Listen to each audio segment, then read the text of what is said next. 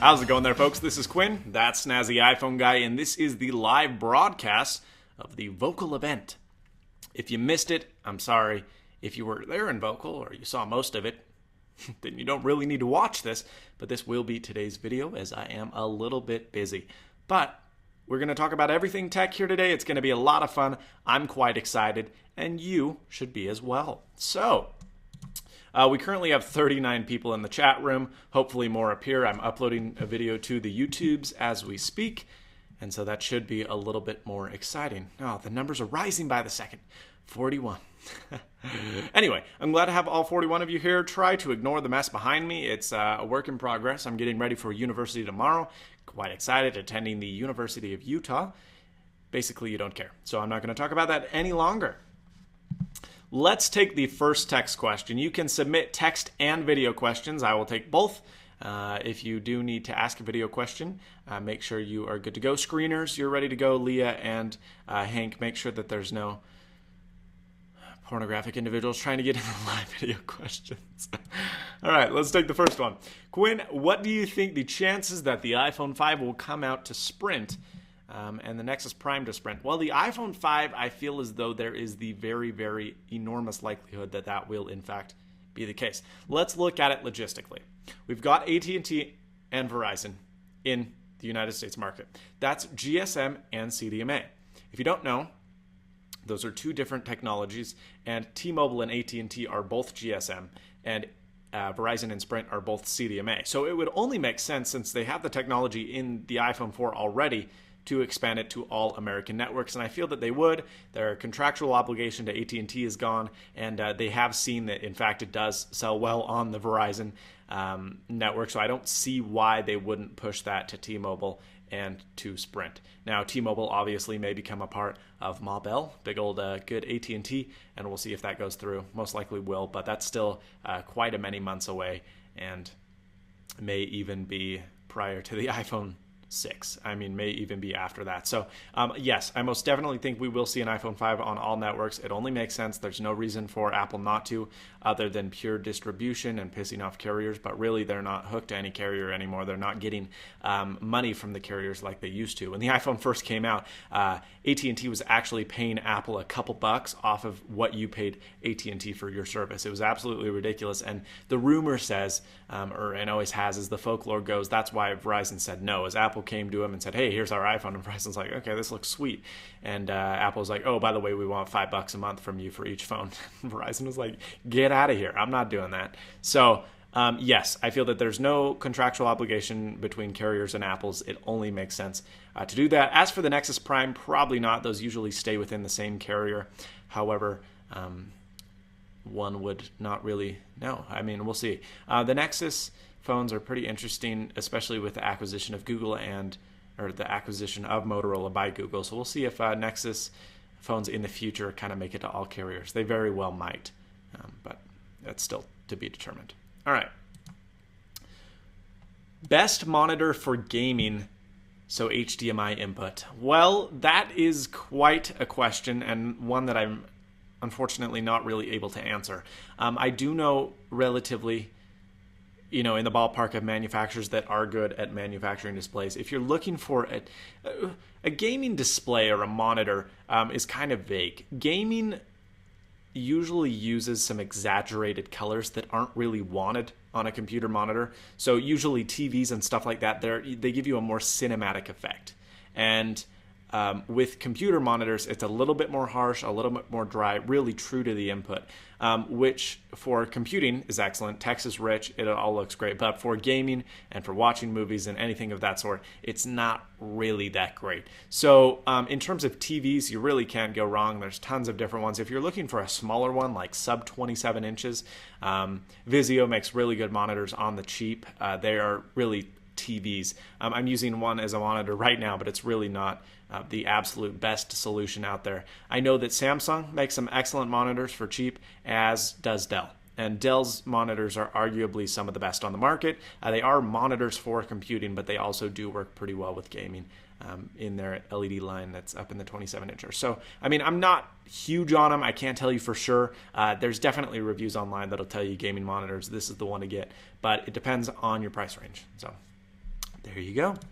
How are you liking the touchpad? I was thinking about getting one and wanted to know how it is. Well, I quite like the touchpad. Now, I'm saying this from the price point of $99, which is what I purchased it for.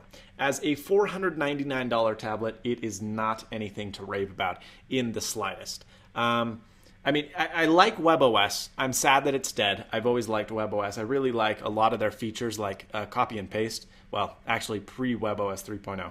I really liked it the way Palm implemented it. The way HP implemented it is exactly the same as iPhone, which, to be honest, I've never really liked cut and paste in iPhone. It works, but it's not, I think, the best way of doing things. On the old Pre's and Pixies, the actual touch border of the screen was touch sensitive, so you'd hold it here and press A on the keyboard, and that would copy all, or press C. It was brilliant. I really, really like that. I mean, the border kind of act as a command button, and that has been since done away with on the touchpad. But if you can get a touchpad for 99 bucks, I'd say absolutely go get one. If anything, it's great for web browsing. Hulu works like a charm, as does other Flash websites. It is mobile Flash, so it's not going to be much better than any Android tablet's Flash or the iPad's Flash when you're jailbroken. It actually is a little bit better than the iPad's Flash. But I mean, this is really a pretty impressive piece of hardware. There's a dual-core 1.2 gigahertz chip in here, which is pretty good even in the latest tablet standards. You've got quite a good battery life. I've only charged this once since I've got it, and it's still almost full. It's 88%, and I've been using it almost all day. So really, really good. I actually think it outbests the iPad, if not getting really close. I mean, it's absolutely excellent. Honestly, haven't tried the front-facing web camera because I haven't Skype chatted with anyone. I've actually Skype chatted with someone, but I haven't video chatted. But there's a lot of really nice things about it. Skype is built directly into the operating system, which is kind of cool. I mean, if you get a call on Skype, it comes right in like a telephone call. You can press it, ignore it, do anything of the sort. There's built-in chat for AIM, Skype, MSN. I mean, there's really a lot of really good things about the HP touchpad. I'm really sad that Palm killed it off, or HP killed it off so suddenly, really without kind of giving any support to the community and those that bought it. But I mean, they've been flying off the shelves like pancakes now that they're 99 bucks, and rightfully so. They cost $309.50 plus I think 11 some odd dollars for HP to manufacture the 16 gigabyte. So you buy one for 99 bucks and HP is losing over $200, but at least they're not losing over $300. So yes, if you're kind of confused, if you're like, well, do I really want one for a $99 tablet? I can't see why not. It's a great price, beautiful display, great battery life. Again, front-facing camera, I don't know. One thing that is surprisingly good is the speakers on this, and it features the Beats by Dre audio. Now, these are the best speakers I've ever heard in any tablet. They're far better than the iPad 2, and really the iPad 2 is almost second best. I mean, almost second best on the market. There's nothing really that's better than the iPad 2 other than the HP touchpad. There's two little speaker ports right here, and it sounds awesome. There is a setting that requires you to enable Beats audio, and I think if you don't enable Beats audio, they purposely make the audio sound bad. I mean, it's not bad. It's still quite loud for a tablet, but I'm amazed not just at how loud these get, but how clear they are and how distinguished. I mean, like, music is actually listenable on here. Now, I wouldn't want to do it for like a party, but if I'm in my room and I don't want to walk over to my speaker system, I'll just play a song off the touchpad, and that's not something I would have done with the iPad. So there certainly are some things that are good about the touchpad. Right now, you have to be aware that it is a discontinued device. There will be no updates to it. They're going to be closing the WebOS market within the next couple months, so apps in a few months will be totally gone. But the main reason I'm excited is because of TouchDroid. There's a current team that's developing it, and rumors are that CyanogenMod is also working on this. But there are apparently several people, and by several I mean actually dozens of developers, that are trying to port Android Honeycomb as well as the future Ice Cream Sandwich to this device, which would be amazing because spec-wise, this is a really good tablet. It's super competitive with other competition on the market, like the Motorola Zoom, like the, I'm trying to think of the Acer Iconia. I mean, they're supposed, this is, hardware-wise, this is a good tablet. It's just it's the OS that's crippling it right now, but for 99 bucks, I mean, it is a great web browser, if anything. And the fact that you can watch Hulu on the go is pretty cool. You don't need an app. You don't need to pay $9.99 a month. It just acts like a computer when you go to hulu.com. And I very much like it. So yeah, no, I really like my touchpad. I don't regret buying it. I certainly would have not bought it for $399, but at $99, come on, you got to get one. Have you seen The Social Network? And if you have, what did you think about it? Interesting question. Yes, I have seen The Social Network. You can see my toilet in the background. Where is it? Hey, toilet. Yes, I've watched The Social Network. I don't really... That's kind of where I got my knowledge of Facebook. I don't like Mark Zuckerberg personally, but I didn't really know the whole story behind it. And obviously movies are created to entertain, so I'm sure some of it was exaggerated. I'm sure some of it was false or created or fictionized, but exaggerated, if anything. That's probably what I should say. But, I quite liked it. So there you go. If you haven't seen it, it's definitely worth watching. It's interesting, if not anything else. So, what's going on in the chat room? Not a whole lot. Where's the online review of the OnLive? I'm sorry, I've been working on that. I actually want an HD PVR to be able to use the OnLive micro console. I can show you the OnLive app for the Mac, but I actually like showing you the console in action because I feel that the console is even a little bit more powerful. I guess it better displays the fluidity of OnLive versus a computer. So. I'm trying to work on getting an HD PVR. I'm getting really close, and if there's no way I can get one, then I will just use the OnLive service on my computer. But I'm working on that, and that is coming. I didn't forget about it, so I'm sorry that it's been taking a while. But I've been restoring my iPhone 4 and keep getting errors like 120, 2005, and 1604. 2005 is a weird one. I've only gotten that once. 1604 and 20 are very common. I actually posted a video on 1604 specifically. It's called How to Fix Error 1604. So just search YouTube.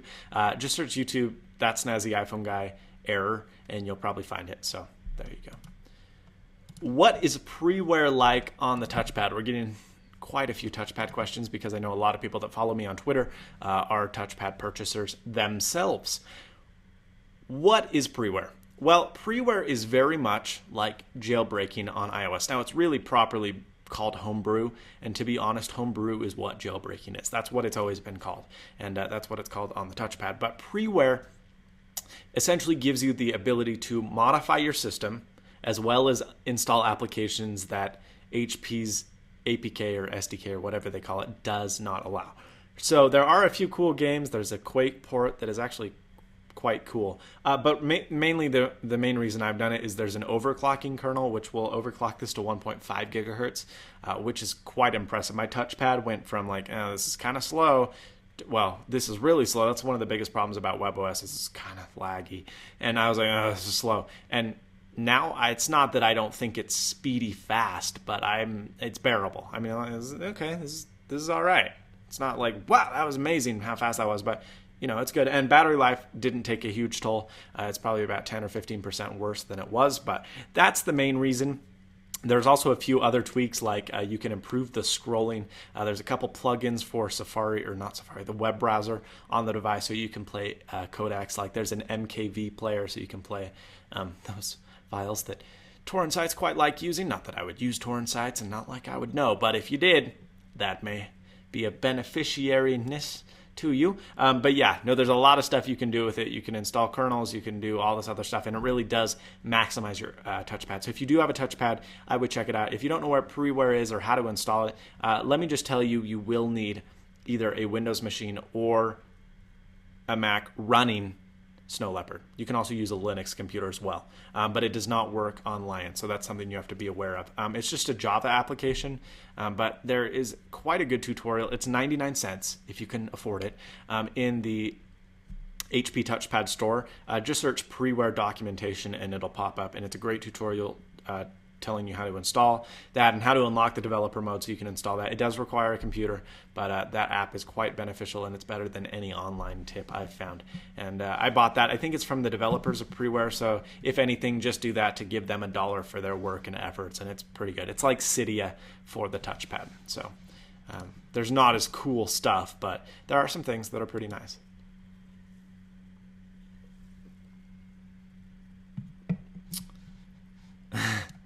What happened to the epic Snazzy show with multiple angles? If you've ever watched a live stream, I've been quite professional in the past, kind of doing multiple camera stuff and sliding banners on the bottom.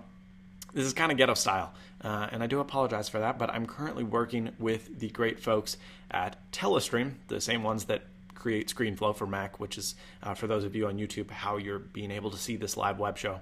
And they are doing, or rather, they're going to be sponsoring me for the rest of the year. I'll do an ad later. But yes, they are giving me their current broadcasting software called Wirecast, and it's significantly better than what I was using before. However, I don't completely have that set up and learned, so this is kind of just an on-the-fly, hey, let's go live kind of deal. So anyway, there's 85 people in this room. It's fun. I'm liking it. What's the best wireless headphones for iPhone? Now, this was a question I totally would not have been able to answer in the past, and still, I'm not completely sure that I know, but I got these from a company yesterday. Actually, I didn't know the company was based here in my city, Salt Lake City, Utah, but these are extremely impressive. I was kind of skeptical because Bluetooth audio is always kind of meh, but I was amazed at how good these sound. Now, they're from Jaybird. If you've ever heard of Jaybird, they make some great wireless headphones. I did an interview with one of their guys at CES. We kind of made fun of him a little bit, no offense, because like he didn't seem to be the most knowledgeable guy.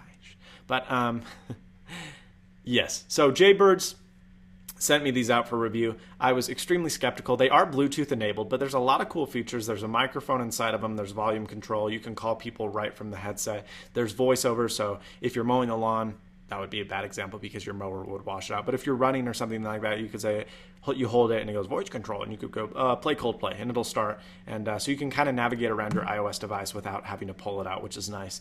The sound on these is rather phenomenal. Battery life isn't amazing. I listened to about 5 hours of audio and they died. So about 5 hours per charge, which isn't bad. It's just not, wow, that's good. But the audio quality is phenomenal considering that these are A, Bluetooth, and B, the price point that they are. I think they're only $100. So really rather good. And there will be a review on these in the upcoming weeks. So I don't know the best wireless headphones for iPhone, but from what I've tried, and I've tried about 3 or 4 sets, these are far and above the best. They're called the Jaybird. What are they called? The box is over there. I don't know. They're called the You'll find them. Go to jaybird.com or Jaybird Audio. Let's see. Let's see, shall we? I'll tell you what they are. The chat probably has already figured it out. I haven't looked at it. No, they're worthless. Just kidding. They're called Freedom. And go to jaybirdgear.com/jf3. And I don't know why, but my web browser will not allow me to go there. So someone in the chat post how much they cost, because I don't know. I think they're under $100. I think they're $99. But if they're less, I'm going to be surprised because they sound really good for a sub $100 pair of headphones. Again, especially for being Bluetooth. Anywho, I apologize for the mic kind of deal. I'm going to get a boom mic. Well, not a boom mic, but I'm currently using the Blue Yeti Pro, which I was very skeptical about 2 weeks ago. But I've tested it more thoroughly, and I quite like it. It feels airy right now, and you can feel my fan because I'm several feet away from it. But if you go up close, and I'll turn the volume down so it's not so loud. You're watching a live broadcast of That Snazzy iPhone Guy on Vocal.com. So, I mean, it's pretty good. It sounds pretty decent. Okay, so the chat says the Jaybirds are $99. There you go. So, anywho. Yeah, no, it sounds really good. It's... No, okay, so people say voice crack all the time. No, I do that all the time. It's just the way I talk. It's not a voice crack. It's intentional. No, I do that all the time, you know? It's like Charlie Day. He does that. I haven't had a voice crack in years, man. I just like talking like this. It's really odd. Oh, boy. Have I ever heard of Hi-Fi Man? Funny reason you ask, because check them out. I am wearing Hi-Fi Mans as we speak. These are the Hi-Fi Man HE300s. These cost as much as their model name. They are $300. If you guys remember, I reviewed the Hi-Fi Man HE500, which were $899 headphones. They are orthodynamic. They required a ton of amplification, and they were really just a complete joke. They were not practical in any sense of the word. But I got these for review by Fang and by headdirect.org, which is not headdirect.org, it's headdirect.com, that sent these over for review. And I'll tell you, boy, am I impressed. I mean, they're not the best headphones I've ever heard, but they are the best headphones I've ever heard for under $300. They don't need any amplification. You can run them straight out of your iPhone. They are open design, so they're still pretty unpractical, but they sound fantastic. I mean, they they are better than competing competition in this price range, namely the Beyerdynamic DT880, I'm trying to think of headphones. Mine just totally went pooper. The Denon D5000, those are a little bit more. You have the what do we have? We have the Sennheiser HD650. But yeah, no, I mean these sound really surprisingly good for how inexpensive they are. $300. These have ought to be the best headphones. Anywho, there we go.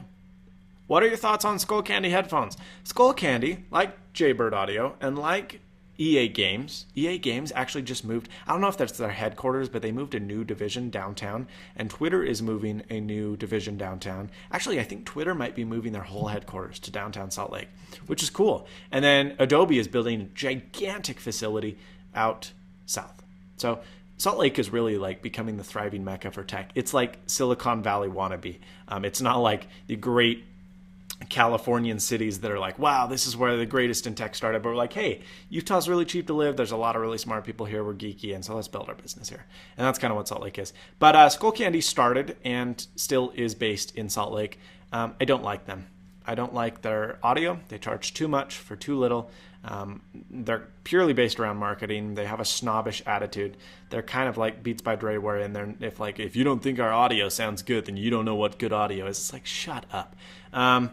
That kind of stuff. So no, I don't like them. I don't think their headphones are a good value by any means. And someone is playing the piano. Hopefully that is not a distraction. Distraction. Okay, that's a distraction. Hold on, I'm going to go shut the door.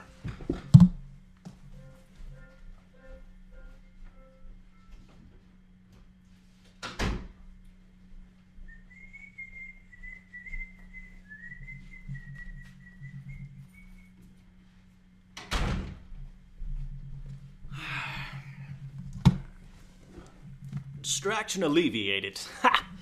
All right. I'm freaking weird. What do you think about the Samsung Captivate and the Sony Xperia Mini Pro?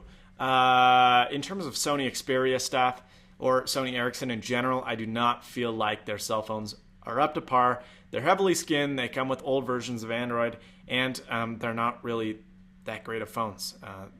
I just don't like Sony stuff. I'm sorry. I like Sony's cameras. Obviously, Sony's video equipment is fantastic, and their cameras are good as well.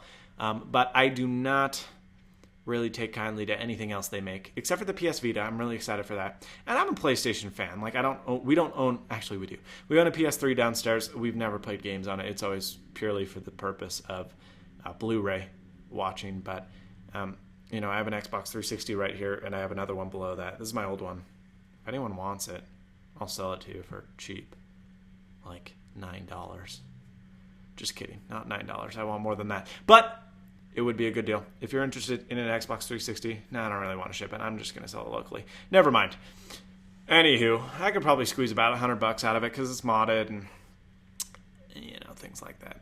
Not that I use any of the modded features. But, okay. So, $9.02 says the chat. And the final auction price is $9.02 to the man in the red.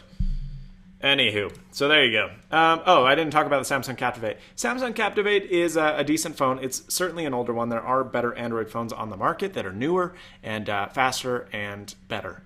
So I would say if you had to choose between the two, get the Captivate, but I would personally not choose either of those. So there you go. What are you majoring in college? Good question. I don't know. I'm undeclared right now, probably business administration. That's what I tell people. When people are like, oh, what are you majoring in? And I don't want to be like, well, I have no freaking idea. So I'm just like, oh, well, I am majoring in business administration because I'm an intelligent individual.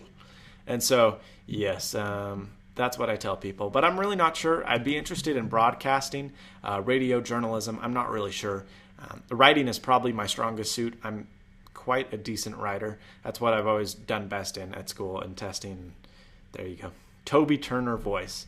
I'm a big Toby Turner fan. I'm also a big Toby Turner wannabe, and I always talk like that, and people are like, why do you talk like that? You're not good at it. Freaking A. All right. Anywho, thoughts on building a computer. I love building computers. They're a lot of fun. I've only built 2 in my entire life, but I like them. They're fun. What can I say about them? If you want really the ultimate PC in terms of this is what I want in my computer, you have to build a PC. I mean, there's no computer on the market, and there's no real way to get exactly what you want unless you build it. Other advantages to building it is not only can you choose the exact same parts you want, but oftentimes it's more cost effective. There's not the manufacturer markup that you get from other stuff. And you can also do compromises. I mean, you can get cheaper cases, and sometimes if you buy a cheaper case, you don't need like the Alienware case with like lights coming out of it. You're like, all right, so this is an ugly case, but it's a kick-A computer, you know? So you're probably like, why are you saying kick-A? I don't swear, sorry. It's just something I don't do.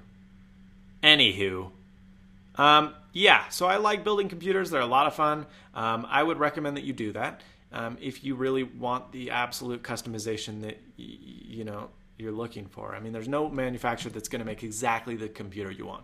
So if you do want the computer you want and you know exactly what you want, you will have to do that yourself. In terms of building Macs, that's also something you can do. You can build a really killer Mac for $500. You do have to Hackintosh it, but it's a lot better than, well, actually I lied. It's not much better than the new MacBook or the Mac Minis. They are still better. You can find an i7 processor for pretty cheap. I mean, not pretty cheap, but for the same price you'd spend on a Mac Mini, you could build an HTPC for, that's about 50% faster. Granted, it's not going to come in a little enclosure like that, but a lot of people would argue that that's bad because Apple uses a bunch of laptop parts which fail easier, overheat easier. Many would argue, including myself, that the Mac Mini does not have proper ventilation. Mine got hotter than an oven when I had it. Actually burned, not a hole, but it burned a mark into my desk. I've hidden it with this Just Mobile M table, which I have to review. They sent that like 3 months ago. It's really bad of me. I'm a terrible tech reviewer. I'm looking for a new headset. What do you recommend for under $10? All I have to say is go to trdd.us/HP for That Snazzy iPhone Guy's Ultimate Headphone Guide. Only on YouTube.com and 12 other video sites around the internet. Yeah, I pretty much tell you the best stuff you can get under $100. And there you go. So just go look at that video because I'm not going to tell you, because I want views on that video. I thought that video was going to get a lot of views. It only has like 10,000, I think. Maybe not even that many, which is not bad by any means, but wasn't really what I was hoping for. It took a lot of time to put together. It's a good one, though. It's one of my better videos. What headphones are you wearing? Okay, well, I was going to mock this guy, but this was submitted 20 minutes ago, so I'm not going to make fun of you. These are the Hi-Fi Man HE300s. Already talked about them. What is your favorite tablet on the market? Really the only tablet on the market that's selling, which is the iPad. I'm going to get a lot of haters for that, but really, what other tablet on the market is doing well? Seriously, there are none. There's zero. The only one I can think of is the Samsung Galaxy Tab, and that's not even selling well either. I mean, it's not bad. It has like 1% market share, 2% market share, but it is certainly not good compared to the iPad. It's not the tablet market, it's the iPad market. And it saddens me to say that because I really like hardcore competition because it keeps the innovation going, but really there is no good tablet other than the iPad. This might be taking some market share. They manufactured, HP manufactured 500,000 of these. No, 250,000 of these. And I'm sure they'll sell all of them by the end of the week. People are like, oh, $99 tablet, $99 tablet. But to be fair, HP is losing more than $220 on these. So it's not really practical for them to make. But anyway, what do you think the best all-purpose mic under $250 is? I'm going to have to say the Blue Microphone Spark. The Yeti Amp Pro right here in front of me, which again sounds very nice, is $250. But there's a lot of things that I do not necessarily like about it. One of them is it doesn't come with a good mount. If you want the best all-around mic, in my opinion, for under $200 or for under $250, that would probably be the Blue Spark. I reviewed it quite a while ago. You can go hear like an audio sample. It's good. Or I would check out the Shure PG42. That's also excellent. And if you're looking for a mic on the cheap under $100, the Audio-Technica AT2020, which I think I have in my drawer right here. Yep. Still one of my favorite mics to this day. It's like $80 on Amazon now. Brilliant price. The Audio-Technica AT2020. But under $250, I would say either the Blue Spark or the Shure PG42. There you go. Who is in the chat room just posting lines? I am going to kick your bottom. No, I'm not. Mods, get on that. I can't do that because there's 97 people in this room, and I'm doing a live stream. What was with you tweeting the old computer games yesterday on Twitter? I loved old computer games. I didn't have a console until 2001, which would have been when I was 8. I got it for Christmas. We got the PS2. Oh boy, that was great. Because the PS2 came in like October. I think it was very, very, very late October of 2001 or 2000. I don't remember. It might have been 7. But we got the Xbox, or we got the PS3 for Christmas. It was like 8 weeks old. It was the best. The PS2, to this day, is the best game system ever made. Some will argue the SNES, some will argue the Super Nintendo, some will argue the Dreamcast. No one, just kidding, no one will argue that. Some will argue that current game systems are the best on the market. The 360, the PS3, no. PS2 is the best game console ever made. The PS2 still sold like 500,000 units last year. It's been discontinued for like 3 years and they're still selling a buttload of them. Last gen console by like 5 years. So there you go. Cool beans, man. All right. Are the Audio-Technica ATH M50s really the best headphones for their price? Really they are. If you're looking at $150 to $200, there is none better than that of the Audio-Technica ATH M50. Or the M50S, either or. If you want the best sound under $300, Hi-Fi Man HE300. I've changed my mind. I used to say the DT880 from Beyerdynamic, but that simply is not true anymore. These have taken the throne. Anywho. Are there any good apps on the touchpad yet? No, and there won't be. There are a few games. There's Angry Birds. That's nice. Oh, P.S. I want to show you an Easter egg. This is a lot of fun. I totally forgot about this. Someone on Twitter brought it up. By the way, the notification system on WebOS is great. There's some things about WebOS that are incredibly good. Anyway, so let's open a card. Let's open the Spaz HD Twitter app, which really isn't that good, but it's the only Twitter app available. So you got to use it. All right, press the home button. You have to make sure the button for your HP touchpad is on the right side. Okay. Now what you do, listen carefully. Got to turn the volume up. So you'll make sure it's upside down. Okay, you ready? This is an Easter egg hidden within WebOS. It's a great joy. Got to do it by the mic, maybe. Oh. No, it didn't work. That's odd. Oh, because I put it on the wrong side. Sorry. So you heard that. That was the sound. That's when you close the window. All right. Well, the button has to be on the left side. So the USB port is on the left side. And then watch this. You ready? Listen carefully. Oh.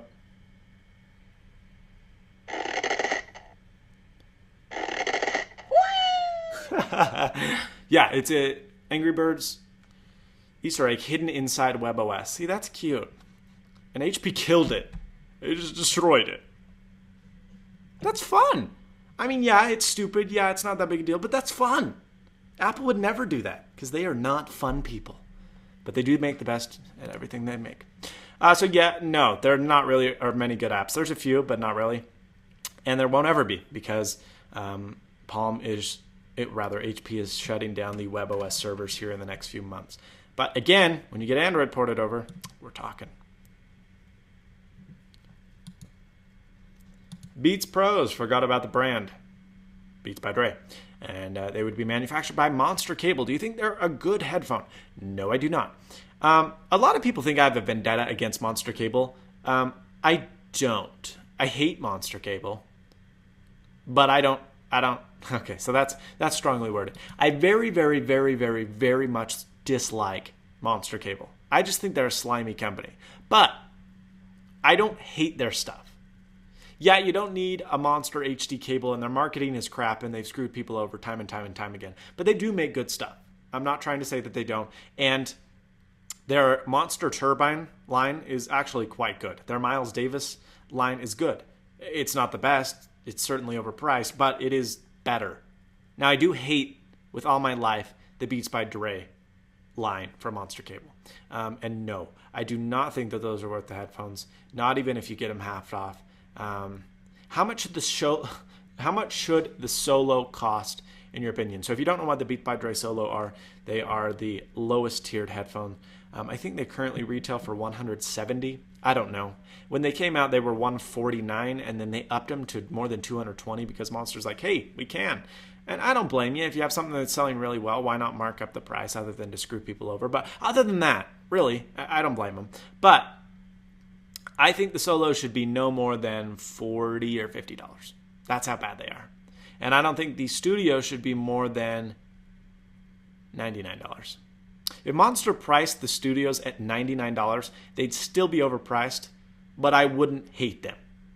I'd be like, all right, okay, so those are not the best bad, but there you go.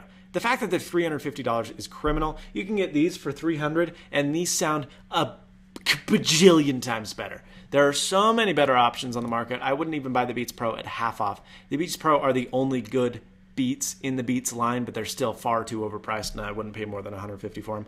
But be careful. People say, oh, I found them for $150 on eBay. Do not buy off of eBay. eBay is swarming with fakes, and I would not recommend that you do so. There you go.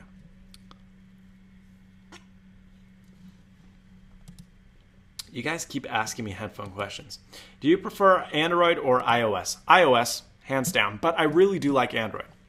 I very seriously used Android for quite some time, a few years actually, and not a few years, that was a lie, a few months actually, and I don't own any Android devices right now, but, well, I do, that's a lie, the Nook, but those don't really run Android. Anyway, what am I talking about again? Oh, Android or iOS. I think it depends. If you really like modifying your system, if you like the ability to tweak stuff, if you like to load custom ROMs, if you like widgets, if you like kind of the fun hands-on, let's screw with stuff approach, which I really quite often enjoy, then Android is for you. Now, if you're like, I just want it to work, I don't ever want to have problems, I want a ton of apps, I don't really care if it's ugly. Well, okay, I shouldn't say iOS is ugly, but it's really bland. It's really plain, and it hasn't changed in 4 years. And I'm not saying that it should change drastically, but widgets, come on. Anyway, I'm not going to get into why iOS is stupid for some reasons. But if you want something that just works, you want iOS. So there you go. Duncan3330, he is here. That's Austin Evans. Great guy. Check his channel out for sure. For shizzle, rather. We have 101 people in here. That's exciting. You should turn on your elevator music again. All right. Well, for those of you that weren't here last time, where's my iPhone? Oh, I don't know where my iPhone is. Maybe I can't do this. Oh, it's in my pocket. That's embarrassing. I always have it on my right side, and this time it's in my left side. Okay, for those of you that hate elevator music, shut up. Okay? It's great. I'm going to explain to you right now why it's so fantastic. Hopefully this isn't like copyrighted and YouTube pulls it down. It's called iLevator. Best app in the App Store. It's free. I downloaded it. All right, so that's annoying, but just give it some time. Can you hear that? You can hear that, right? Can you guys hear that? I can't really tell. I can turn my mic to go on from the rear. Here. Let's try it. Freaking mic. There we go. You can also hear my fan. Anyway, I don't like this one. This is the best one. Oh yeah, this is good stuff. Welcome to KO10DJ, the most sensual station in San Francisco. Anywho, so what are we talking about here? Technology. Okay, now I gotta turn it down. It's great, okay? Elevator music is, yeah, okay, so people always make fun of elevator music, and when you're in the elevator, you're like, oh, this is awful, shut it off. But if you actually listen to elevator music, you're like, okay, this is amazing. It's like the random pianist that you always find in Nordstrom. You're like, what are you doing here? You're not adding to the ambiance, you're just annoying. But like if you actually sat down in a chair and listened to your pianist, you'd be like, holy crap, this is amazing. I'm so glad I came to Nordstrom. They also give commission to their employees, which is good. I didn't get commission at my last job. That's why I do YouTube for a living. Anywho, am I doing crack? No, I never have. A drug has never entered my body except for morphine. It was prescribed. You calm down. I broke my leg. Femur, actually. Do you know any programming languages? No, I'm not really talented in anything. I kind of know C#, just enough to get dangerous, but no, not really. Okay, now you can hear my fan from my computer. That's rather annoying, but I do like it. Let's go to the 7th floor. This one's fun. I like this. Dance with me, people. Oh, I turned the volume down.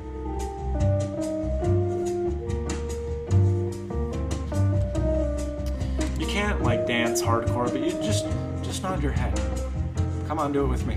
It's fun. Do it. You can tap your finger.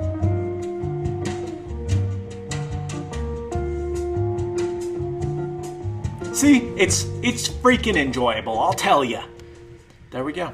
I hope you're dancing. If you're not dancing, go throw yourself into a pit. All right, we have a live video question. Should we take that? Let's see. Should I buy the touchpad if I have the money? Yes. You need a better question for me to live video stream you, sorry. Oh, my mouse disappeared. Oh, there it is. We're good. My cursor, rather. Sorry, I'll use proper terminology. Alright, this is getting annoying. Let's go to the 4th floor. Anyway, yes, this is a free app in the App Store. I downloaded it when iAds first came out because I wanted to try out iAds. Can you believe that? I wanted to try an advertisement. But this was like one of the only apps that had it the first day. And I downloaded iLevator. I'm like, holy crap, this isn't just good for the iAds. This is an amazing application with excellent elevator music. And it's really well designed. But don't ever press the alarm button because you will pretty much want to kill yourself. Yeah, so don't do that. But everything else is really enjoyable, and I quite like it. So iLevator, not elevator, but iLevator in the App Store. It's fun. Do it. Dance. People. I like whispering. Can you guys hear me? I'm whispering really quiet. Okay, I was kind of whispering loud. I'm whispering really quietly. Can you even see my lips move? You can't see my lips move, can you? All right, well, that was terrible. Let's move on. Same question. Any games coming out on either the consoles or handhelds that you're looking forward to playing? Not really. Really at all. I'm not a huge gamer. Like, I like gaming, don't get me wrong, but I'm not like, oh, let's camp out at the store and buy the game. No, that's not me. Right now, I really only play Black Ops. Shut up if you're like, oh, Black Ops sucks. Modern Warfare 2 is better. They're both great, okay? I'm just a casual, lax gamer. I'm not going to get into, like, logistics on why one is better than the other, you nerd. Anyway, I like Black Ops. It's fun. But I am quite excited for Modern Warfare 3. So, we'll see how that is. I'm excited. It's not that I don't like... I liked the gameplay in Modern Warfare better. And so I'm quite excited for Modern Warfare 3. Also, Battlefield 3 will be kind of fun. I'm not a big Battlefield online player. I really don't like the online gaming. And some are like, oh yeah, it's so good. I'm not big on it. And maybe it's because I suck really bad. But I do like the campaign. Anywho. Now the fan is really loud. Let me readjust my mic. This switch is so hard to turn. You have to turn your whole mic. There we go. Oh, see? Now you can't hear my mic. Now you can't really hear me either. Let's turn me up. Let's turn me up. Let's turn me up. Turn it up. All right, I can't turn me up. There we go. Here we are. Here we are. Here we are. Hello, hello, hello. A little louder, a little louder. I don't know. Whatever. All right, cool. Part 2. And how often do people use mics on OnLive? Not very often. I played OnLive quite a bit, and it's very rare that you get someone that's chatting. But there is integration. I mean, and they're quickly expanding to other people. But no, there's not very much action going on OnLive. I decided the OnLive controller, if you've ever looked at it, it's like a hybrid between the PS3 and the 360 controller. I decided that I prefer it to both consoles. At first I was like, it's a good controller, I like it, but it's not going to beat the 360 controller for me. It's better than the 360 controller. I wish I could hook my OnLive controller up to my 360 because I would wreck. It's just a really amazing controller. And I'm like kind of sad that it's going onto a platform that might die. I'm not saying that OnLive is doomed, but let's be real here. Are they really going to beat out Microsoft and Sony? No. They might be successful. They might be like a third or like a side project, but they're not going to beat them out. And it's a great controller. I think Microsoft should just buy OnLive and use their controller. It's a blatant copy. It's like a hybrid between the 360 and the PS3, but I quite like it. I didn't like the analog stick right here. This is how the PS3 is. The 360, you have this kind of deal. But with the PS3, they're both right here. Then you have the D-pad right here. But yeah, I like it. It's good. I was a fan of this layout before, and I still kind of am. But I really like the D-pad, or the analog stick right there as well. So I'm totally open to both consoles. I'm not like, 360 for life, PS3 for life. I am kind of now that Sony's been sued 100 times. I'm like, see, you idiots, you bought a PS3. But no, really, they are both good consoles. And I was a PS2 owner, never would have thought about. I've like totally reversed ideology. When I had a PS2, I would have never thought about buying an Xbox. And people who bought Xboxes, I made fun of. I'm like, you really bought an Xbox? You're an idiot. There's no games for it. They're crappy. Okay, go play Halo in your room, you nerd. But really, it's like, the PS2 is better. It's thinner, it's faster, it's cheaper, it's made by Sony, there's better games, all that other stuff. And now, I'm like, okay, well, I can't really choose because they're both great. Anyway. How can someone earn the right to be called Snazzy? That's a good question, and it's a tough one. So I probably won't answer it. Actually, I can't not do that because that would be unsnazzy of me. Can't not do. Yes. Being snazzy would be smart aleck, jerk to other people. No, that's not snazzy. Being snazzy is being the guy that people like being around. Or girl. There's a few girls in here. I don't really know. Leah's in here. She's a baller. But I don't know about anyone else. Are there any other ladies in here? I don't think so. There's just a sausage crowd. You nerds. All right, but, Nicole's in here. And that's about it.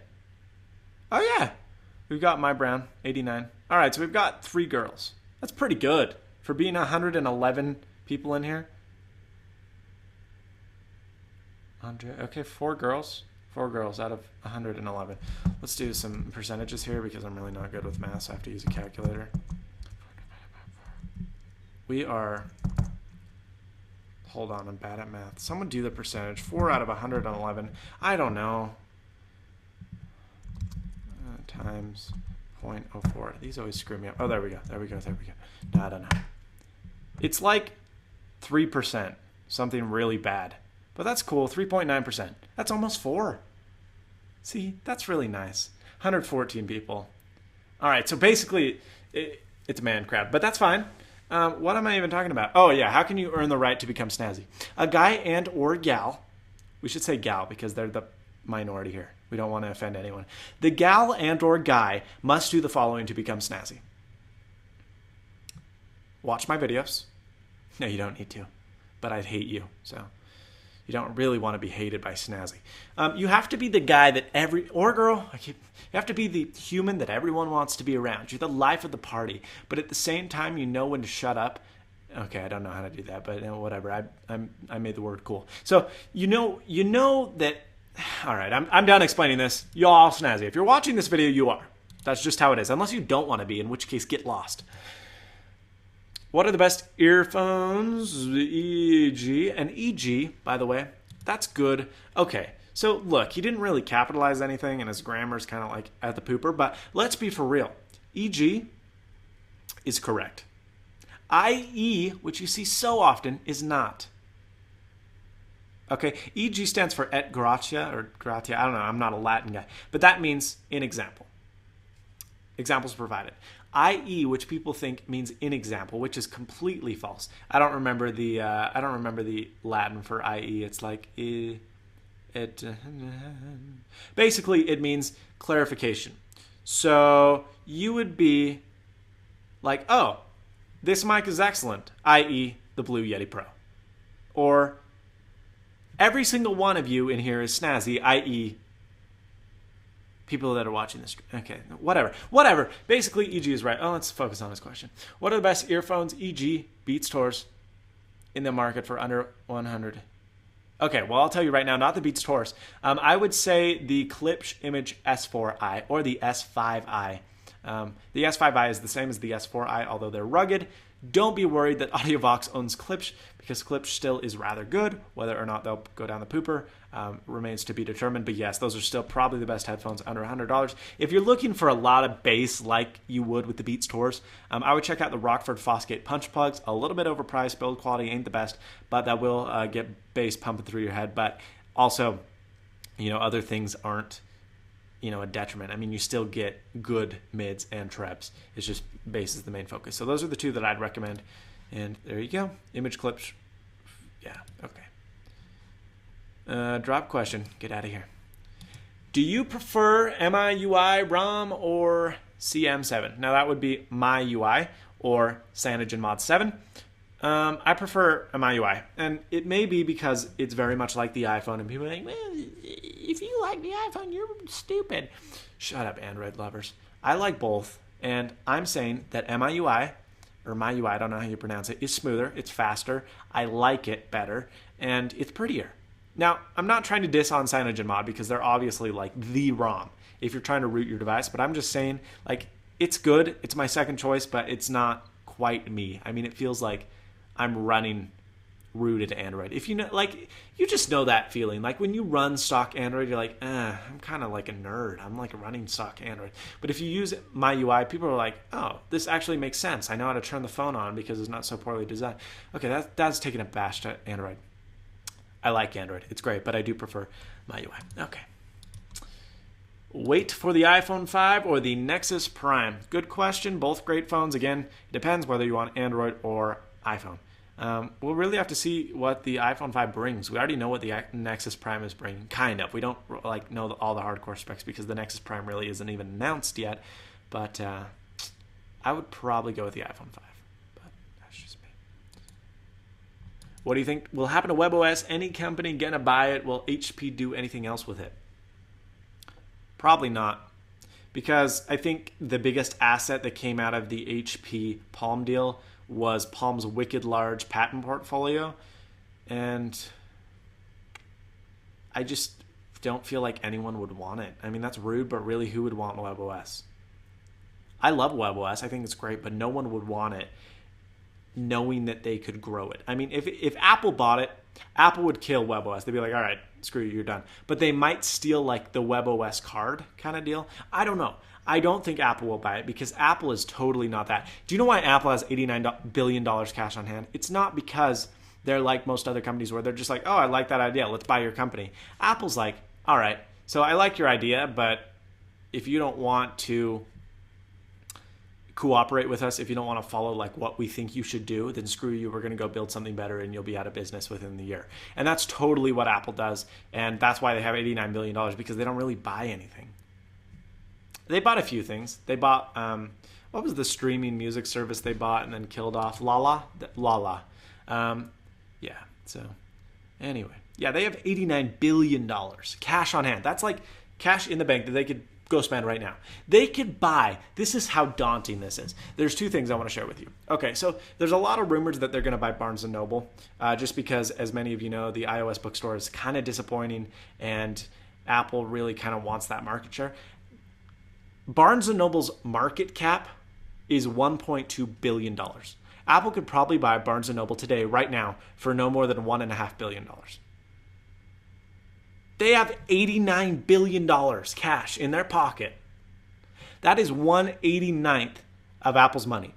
Barnes & Noble, they have hundreds of stores everywhere, all around the nation. It's mind-blowing. That's a lot of dough. They have more cash than the U.S. government, but the U.S. government doesn't have any cash, so it's not that great a comparison. Here's another one. I like this one even better than the Barnes & Noble comparison. They could buy the entire music industry. Now, they won't. They never will. But I'm just saying, if Apple wanted the music industry, they could buy Joni Ive and freaking Interscope Records and Beats by Dre too. But they could buy the entire record industry. That is amazing. Mind-blowing. That's a lot of dough. I don't even remember what the question is. I just think HP will kind of let it die, personally. I don't think like that's the best way to do things, but I think that's what they'll do.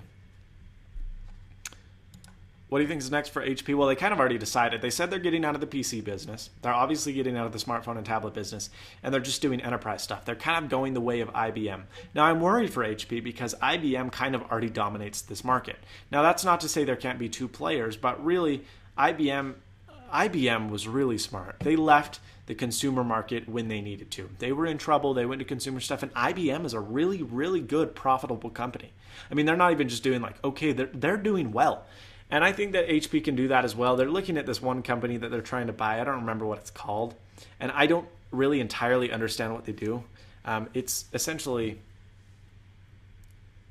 it's like hosting for exchange kind of stuff. I really don't understand the business world in technology. But this company they're looking to buy, I think they offered $12 billion or $10 billion, I don't remember. But they only have like $13 billion cash on hand. So if they do buy this company, they're going all in. And I don't know. I think Mark Hurd, Leo Apotheker was the CEO, the previous CEO. That wasn't he the one? He's the one that got involved in like some dirty scandal or something like that, wasn't it? Or was that Mark Hurd? I don't remember. But the last HP CEO got all rough and dirty with like something else, and HP was way embarrassed that they let their CEO go. He was probably forced to leave, but whatever. Basically, what happened is I never felt like Mark Hurd really had a grasp on what HP was doing prior to that. It'll be amazing to see HP totally out of the market in 5 years if they can do that. 5 years ago, you would have never thought that Apple would be where they are right now. It'll be even weirder thinking that the number one PC manufacturer will be gone. They're done. We're done. We quit. It's really bizarre. I don't know. Anywho. Do you still use your Windows Phone devices, and what do you think about the upcoming Mango update? I think Windows Phone 7 is one of the most brilliant mobile OSs out there. I like it better than Android. I actually really do like it. I genuinely like Windows Phone 7 better than Android. Obviously, I never will like go on Windows Phone 7 full time because they don't have the apps I need that are on iOS. But I really do love Windows Phone 7. I was thinking the other day, Windows Phone 7 is so very much like iOS in the terms that it's really fast and fluid and smooth and nice and rich and silky. And you really do get that fluid, really like brilliant, consistent, it just works feeling. Android doesn't have that. And I'm not bashing on Android because I think it's great, but really, Windows Phone 7 is the closest to iOS I feel in the market. And I was thinking the other day, if Windows Phone 7 and iOS started at the same time, both in 2007, which one would be ahead today? It's really interesting, food for thought, because Apple was only releasing on one device. If Microsoft came out with Windows Phone 7 a week later, or 2 weeks later, or even 2 months later, after 2 months after the phone had been out, and said, this is our phone. Oh, and by the way, everyone who wants to manufacture a handset for it can. Nokia, Samsung,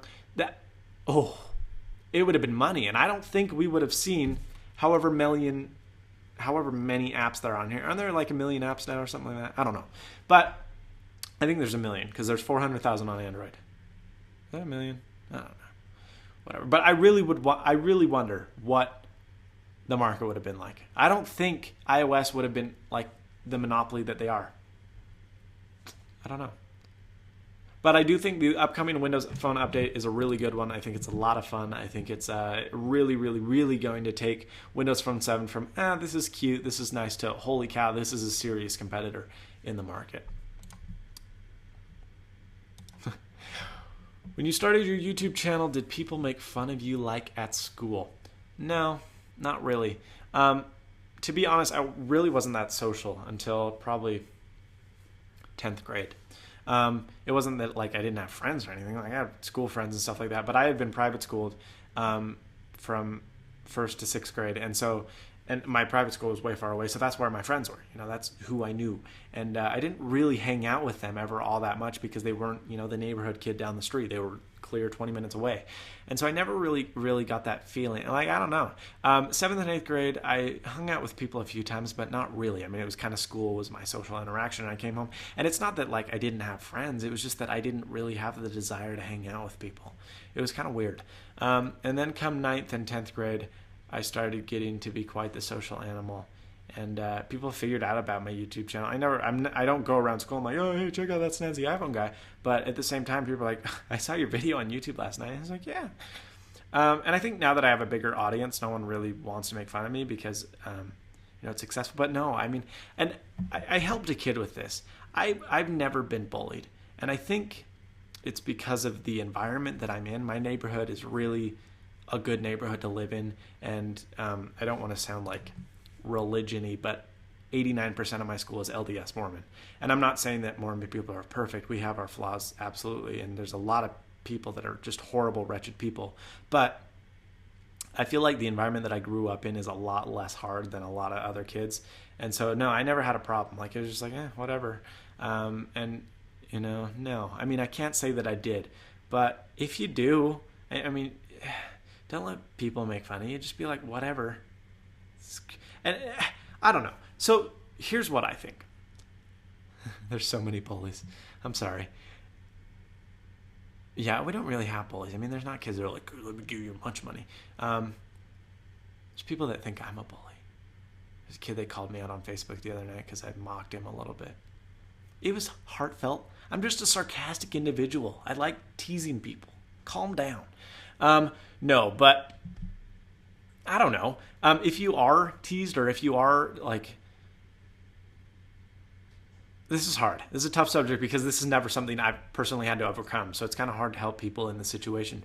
But I feel like if it's something that people are teasing you about, don't stop. I mean, if you like doing YouTube, keep doing YouTube. And don't let you become the vengeful one. If you become a famous YouTuber, don't be like, you douche, I told you so. Or don't make fun of that. Just be like, whatever, man. Because you will notice, especially the older you get, even by the end of high school. Like, by the end of high school, we went from like a really, really cliquey grade to everyone was kind of buddies. And there were still the weird kids, and there were still the really kids that thought they were way sick. But, I mean, we really did become pretty well unified, like, as a grade. And I thought that was really something that it's unusual. That's certainly the case. But I feel like you need to go in with the attitude that it might happen. And if it does, just blow them off. Because, again, you'll notice that the kids that are like, you make YouTube videos, by the time you're 18 years old, everyone's like, you're a douche. And it really is something that I don't think becomes such a big issue the older you get. So if it is that way right now, don't retaliate. Don't go, well, I'm making $1,000 on YouTube and you bag stuff at the grocery store. Just say, whatever, man, and move on. And then you'll see that in a couple years, you're the one that looks like the kid that didn't care. You're the cool kid that just let it happen rather than, being the kid that was the instigator. So I don't know. I feel like Dr. Phil. We just lost like 18 viewers there. Sorry if that was boring. I am going to finish this up pretty soon here because I need to film videos for a collaboration I'm doing with Duncan33303. Check him out on YouTube. Austin Evans, great guy. But no, I'm sorry. Just stick it out. It'll resolve itself in the future.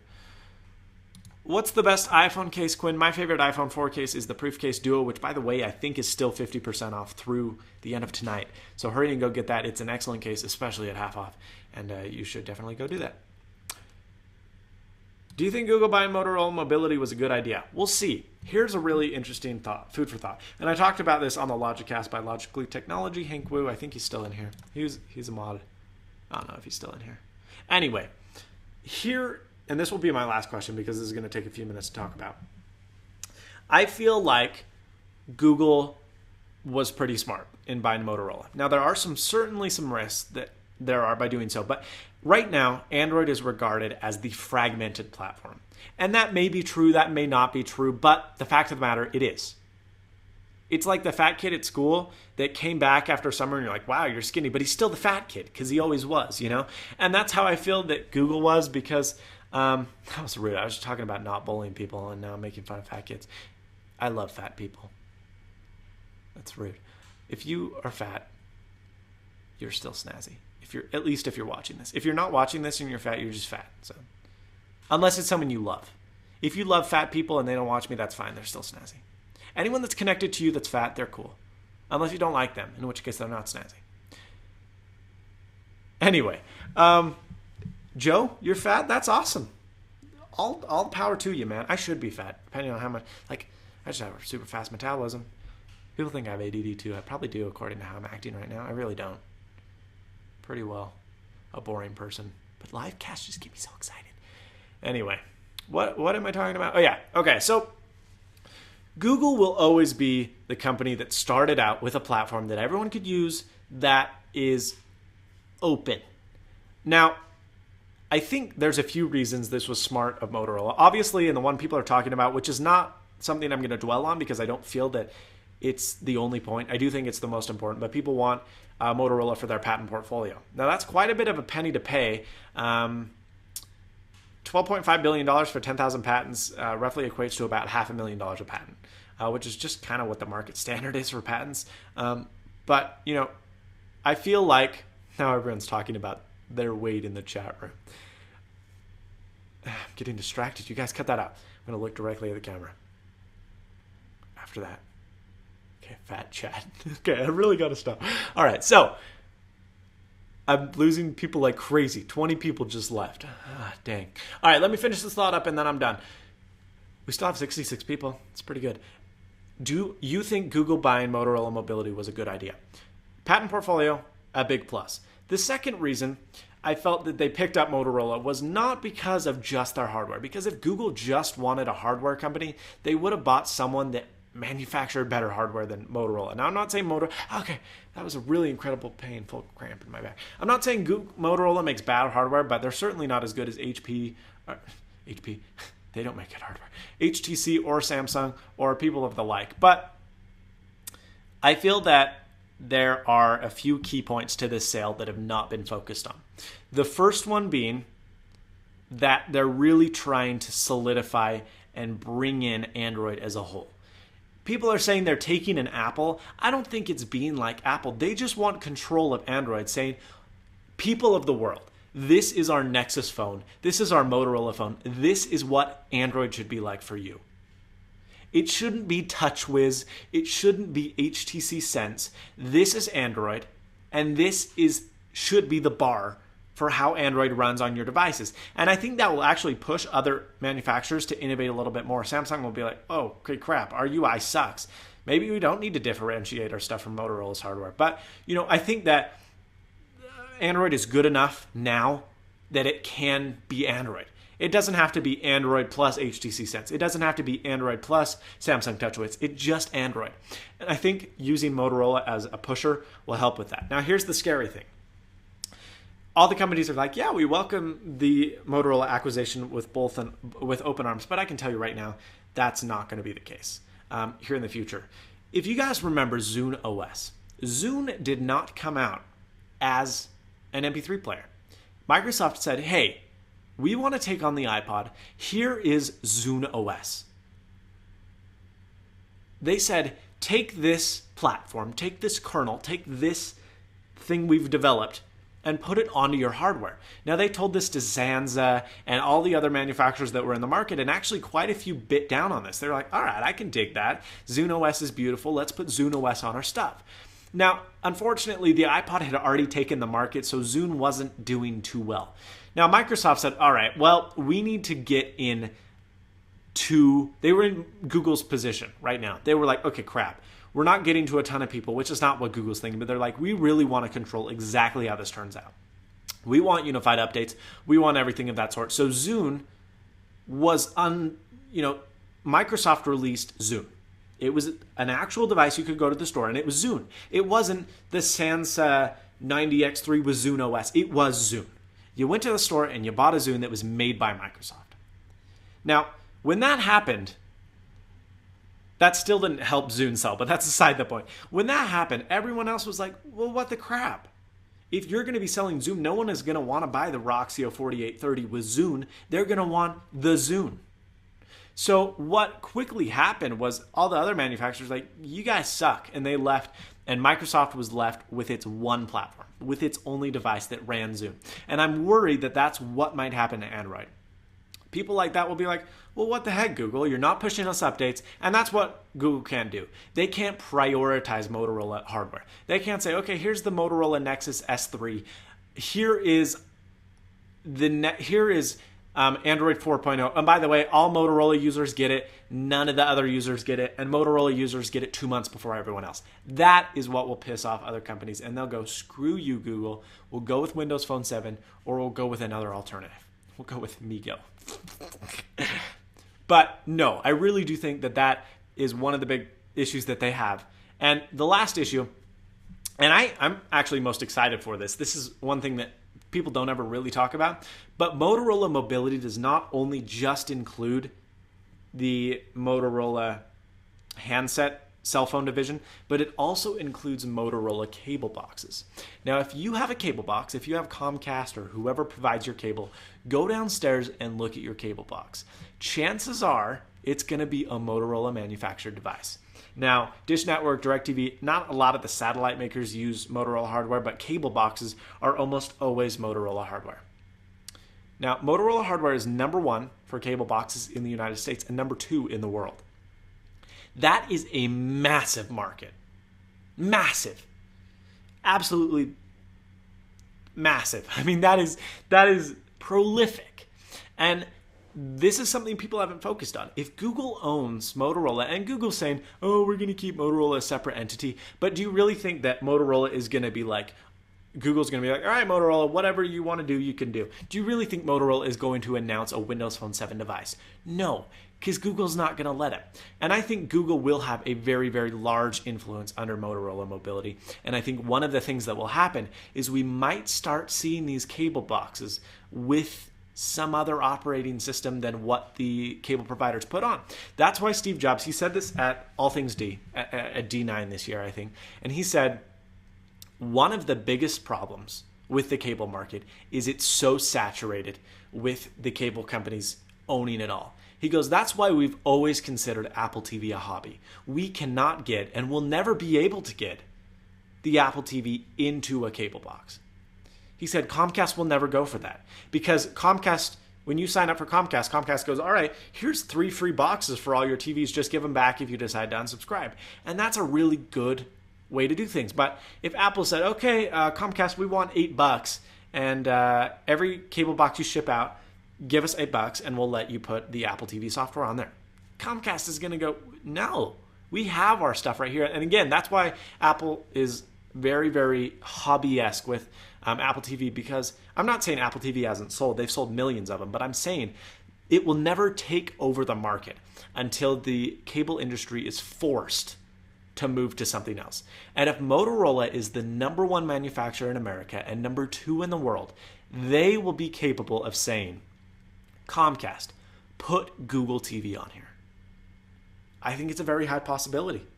Now, I'm not saying it's going to happen. It may not happen at all. I may be totally up in the clouds. But I think that this will be the way Google TV takes off. Google TV, as it is right now, is dead. The Logitech review is $99. Basically, everyone is like, oh, crap, Google TV was a big flop, and Google hasn't focused much of their efforts on it because they haven't been able to distribute it. No one wants to buy a $249 box. No one wants to buy a $100 box. It's a very niche market.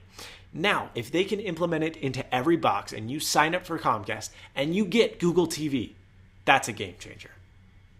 And that'll wrap it up for the night. Thank you so much for watching, everyone. Please subscribe, rate, comment to the YouTube channel. Thank you for joining me on Vocal. And as always, stay snazzy. See you later, folks.